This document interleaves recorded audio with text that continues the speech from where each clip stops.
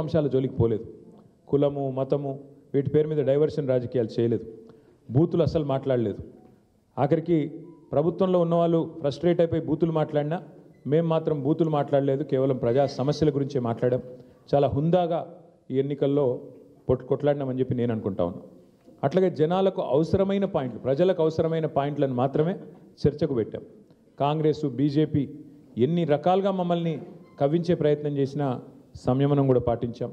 అట్లాగే మేమేం చేశాము, ఎందుకంటే ఒక 10 ఏళ్ళు ప్రభుత్వాన్ని నడిపిన ఒక జవాబుదారీ పార్టీగా, ఒక బాధ్యత గల ప్రతిపక్షంగా 10 ఏళ్ళు మీరు ఏం చేశారు జూబ్లీహిల్స్ కంటే 5,328 కోట్లతో అభివృద్ధి సంక్షేమ కార్యక్రమాలు చేశామని చెప్పి లెక్కల హితంగా, లెక్కల సహితంగా మరి ప్రజల ముందు పెట్టాము.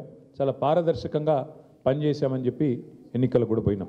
అట్లాగే కాంగ్రెస్ ఎగ్గొట్టిన వాటిని కూడా లెక్కలతో సహా ఇంటింటికి తీసుకొని పోయాం బాకీ కార్డుల ద్వారా. అట్లాగే ప్రజా సమస్యలు, బస్సు ఛార్జీల పెంపు మీద నిరసన చెప్పాము. బస్తీ దవాఖానాలు విజిట్ చేసి ప్రభుత్వ యంత్రాంగంలో చలనం తీసుకొచ్చాము.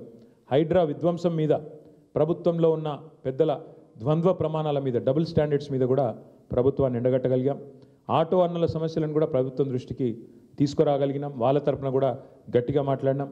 హైదరాబాద్లో రోడ్ల దుస్థితి విషయంలో కూడా ప్రభుత్వాన్ని కదిలింపజేయగలిగినాం. శాంతి భద్రతల విషయంలో కూడా మా నిరసన గట్టిగా చెప్పాం. ఈ రకంగా ప్రజా సమస్యలనే కేంద్ర బిందువుగా మా పార్టీ ఎన్నికల ప్రచారాన్ని చాలా హుందాగా నిర్వహించింది. తద్వారా ప్రభుత్వం కూడా మాట్లాడక తప్పని అనివార్యత కల్పించాం. చివరికి 2 ఏళ్లలో ఒక్కసారి కూడా మరి సమీక్ష చేయని ముఖ్యమంత్రి గారు ఆఖరి ఎలక్షన్ ముందు రోజు 6 గ్యారంటీల మీద సమీక్ష చేయక తప్పని పరిస్థితి కూడా వచ్చింది అంటే ముమ్మాటికి అది బీఆర్ఎస్ విజయమే. అట్లాగే 2 ఏళ్లుగా మైనారిటీకి మంత్రివర్గంలో స్థానం లేదు. బీఆర్ఎస్ ఏదైతే మరి మంత్రివర్గంలో ఇట్లా మైనారిటీలకు స్థానం లేదు, ఒక ఎంపీ లేరు, ఎమ్మెల్యే లేరు, ఎమ్మెల్సీ లేరు అని గట్టిగా మాట్లాడితే చివరికి అనివార్యంగా అజారుద్దీన్ గారికి మంత్రి పదవి ఇయ్యక తప్పని అనివార్యత కల్పించింది కూడా ఖచ్చితంగా మా యొక్క ఎన్నికల ప్రచార సరళి. తప్పకుండా ప్రధాన ప్రతిపక్షంగా మరి మా బాధ్యత మేము నిర్వర్తించినాం.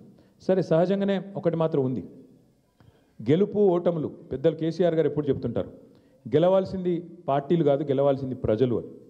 మేము కూడా మనస్ఫూర్తి కోరుకునేది ప్రజాస్వామ్యంలో చర్చ జరగాల్సిందే, మీడియాలో జరగాల్సిందే, బయట జరగాల్సిందే, తప్పకుండా ప్రజల్లో కూడా జరగాల్సిందే. ఈ ఎన్నిక ఎట్లా జరిగింది అనే విషయంలో కూడా చర్చ జరగాలి. ఎందుకంటే ఈరోజు కాదు, మేము 4 రోజుల ముందే చెప్పాం ఎన్ని రకాల అక్రమాలకు కాంగ్రెస్ తెరలేపిందో చెప్పాం. అభ్యర్థి యొక్క సొంత తమ్ముడికి 3 ఓట్లు ఉన్న విషయాన్ని మీ ముందు పెట్టాం. ఆధారాలతో సహా మేము స్పష్టంగా మీ ముందు బయట పెట్టాం.